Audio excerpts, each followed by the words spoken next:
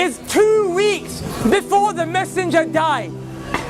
The Prophet was sitting with his companions and he became very sad. He said, I yearn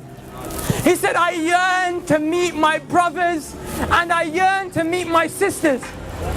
Bilal radiallahu anhu looked to the Prophet and he said, Ya Rasulullah, your brothers and your sisters are here, we're here. And the Prophet looked at all of his companions. He looked at Abu Bakr, Uthman, Ali, the greatest people to walk the face of this earth from this ummah, and he said, you are not my brothers. You're my companions. He said, my brothers and my sisters are those who will come. They will believe in me and they have not seen me. And the Prophet said, I can't wait. I wish I could meet you guys. Now imagine for a second that man who took brotherhood away from his companions and ascribed it to me and you. Wallahi, the Prophet called us his brothers and sisters. Imagine if the Prophet stood right here. Imagine he stood here after Ramadan, 30 days we stood in the last third of the night crying to Allah, saying, Allah forgive me for my sins. Then literally the next day the Prophet saw us out here free mixing, boys and girls dressed inappropriately, smoking shisha. Wallah, I'm not judging anyone. I'm here just to give you the reminder that Allah told me to give you. But how embarrassed and sad would you feel that the Prophet ﷺ would see you in such a state?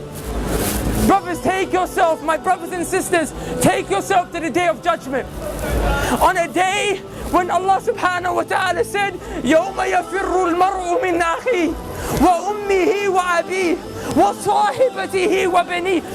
Allah said, your mum will run away from you. Rather, you will run from your mum. Wallahi, your mum will smile at you burning in the hellfire. Wallahi, billahi, tallahi, dhalika yawmul haq. You will see it with these eyes. The same way you see my face today. You will see people whose mothers are smiling and thanking Allah that their sons and daughters are burning in the hellfire because they got saved.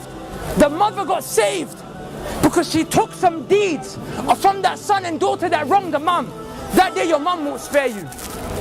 On that day, the only man that will look around, the only man who will go around into sajda, he will fall, waiting, crying to Allah so that we can be saved and go to Jannah, is Muhammad sallallahu alayhi wasallam.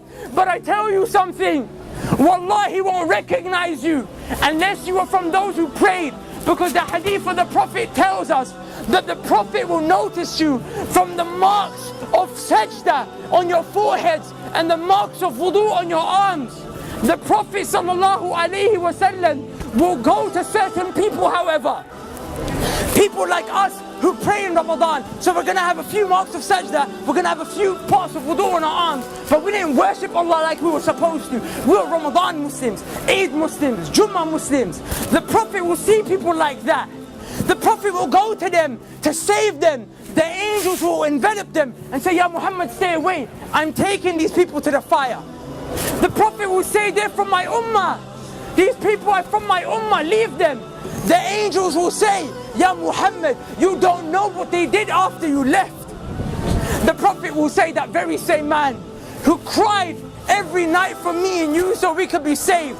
But when the day comes where you will meet Allah and whatever has been established has been established, the Prophet will look at you and say, Suhqun, Suhqun, get away from me, take them away from me.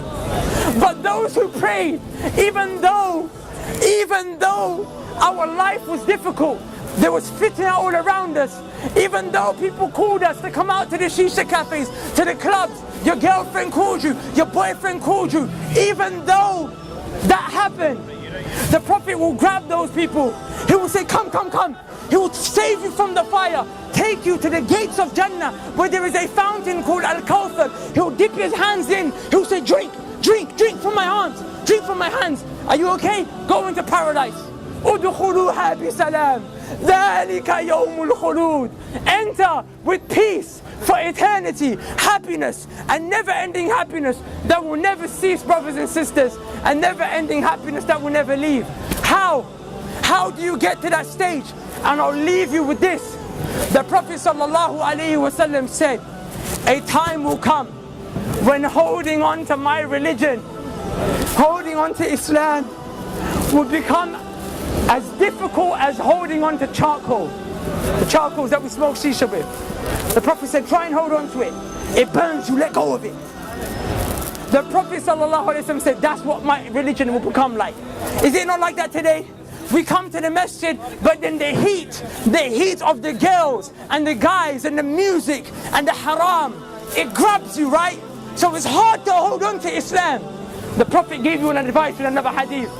The Prophet ﷺ said, be patient, and you will drink from my hands at the fountain of Al-Kawthar. Brothers and sisters, wallahi, I don't get paid for this. Wallahi, it's because I love you for the sake of Allah. I came from this life. There is no khair. Please come back to Allah. Please become a person who establishes Tawheed, the oneness of Allah in his or her heart. And never, ever, ever forget the prayer. And strive to follow the sunnah of the Prophet. So on that day when you're resurrected, when that day when nufikha fi sur, when the trumpet is blown, you will be of those who are saved. Because I tell you one thing, wallahi, it's a day of truth, and every single one of us will see it. And the quote of Ibn al-Qayyim al-Jawziyah suffices for us to leave with. He said, if the Quran doesn't soften your hearts in this world, if by you reciting the Quran, your hearts do not become soft in this world, he said, then wait to the day of judgment, for when Allah shows you the hellfire, your hearts will become soft. But we have an opportunity to not see that ever. Take the most honorable part of your face, place it as low as you can, 5 times a day. Never forget, and I promise you on that day, everyone will turn their back on you, but Allah will suffice you. So who will come? We're going to make the adhan, inshallah, and I urge you guys to pray with us. Wallahi, we're not trying to upset you, we're not trying to call you to anything dodgy. All we're trying to call you to is Tawheed of Allah and Sunnah of the Prophet sallallahu alaihi wasallam. Is there anyone who would like to give the adhan? And we'll get the reward. Barakallahu feek akhi. Barakallahu feek akhi. Listen to the call of prayer. The Qibla is this way, inshallah. This way. I think we need wudu. We need to make wudu. You can make wudu from any one of these places, inshallah. Assalamu alaikum. Alhamdulillah, we're from Germany. MashaAllah. We came today, subhanAllah, give me a number. Assalamu alaikum. Akhi, the riwayah which you mentioned. Level not your toes. استوى اعتدلوا. الحمد لله رب العالمين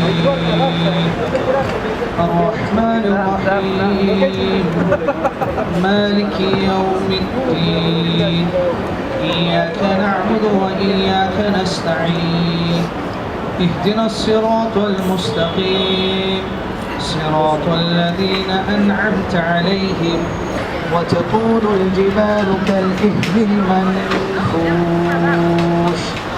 فأما من ثقلت موازينه لكم دينكم ولي دين. الله أكبر.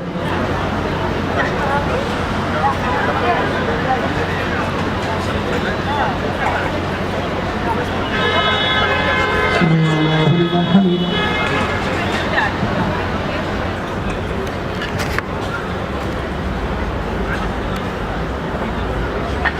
السلام عليكم ورحمة الله. السلام عليكم ورحمة الله. الله أكبر. استغفر الله استغفر الله استغفر الله.